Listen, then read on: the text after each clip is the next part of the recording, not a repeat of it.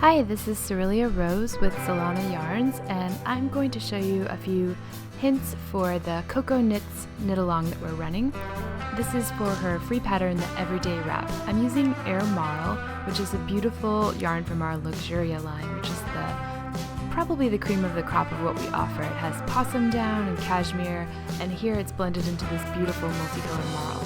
So you're slipping the stitches at the edges for this pattern, and what that gives you is this nice clean chain edge. So you're going to just be knitting in stockinette for the most part, which means knitting all the stitches on the right side rows and then purling all the stitches on the wrong side rows. When you get to the end of your knit row, just knit the last stitch as normal, maybe give it a little extra tug just to make sure it's nice and tight.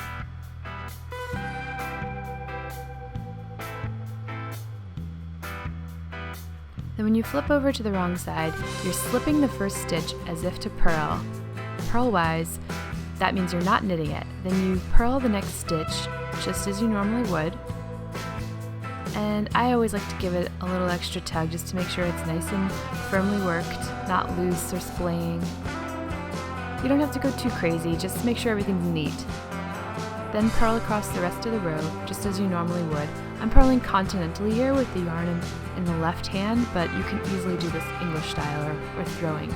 So here on the right side, I'm slipping the first stitch as if to purl, then I go ahead and knit the rest of the row. The pattern actually does not specify that you should slip as if to purl, but if a pattern doesn't specify, you always assume that it's just as if to purl with yarn in back. Here I'm going to show you how you would do it if you were a continental knitter.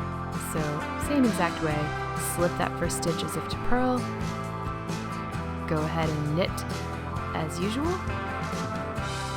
flip to purl with yarn in back. Thanks for watching and join us for the next one.